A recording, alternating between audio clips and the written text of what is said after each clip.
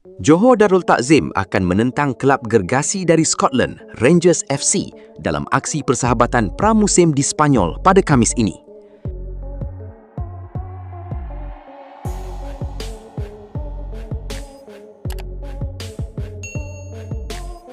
Perlawanan ini bukan sekadar aksi persahabatan biasa. Bagi JDT, ia adalah ujian serius untuk menguji tahap kecergasan dan ketahanan taktikal pemain di bawah intensiti bola sepak Eropah.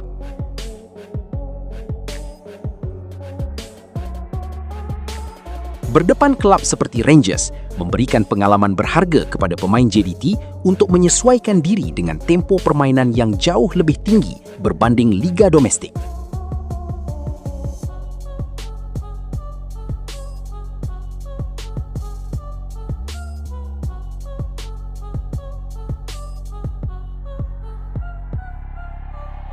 Rangers FC yang terkenal dengan corak permainan pantas dan fizikal yang mantap bakal memberikan tekanan sebenar kepada barisan pertahanan Harimau Selatan.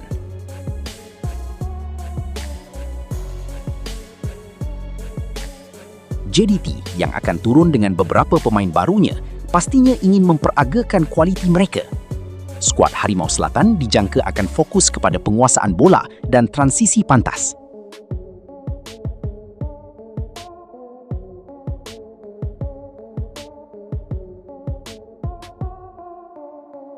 Sementara itu, Rangers sudah pasti mahu menggunakan perlawanan ini untuk menilai pemain mereka sendiri dalam mempersiapkan diri menghadapi cabaran liga domestik dan Eropah.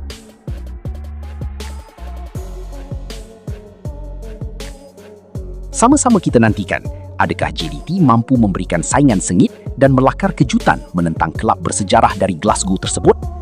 Saksikan aksi ini yang dijangka akan disiarkan langsung oleh Astro pada Khamis ini.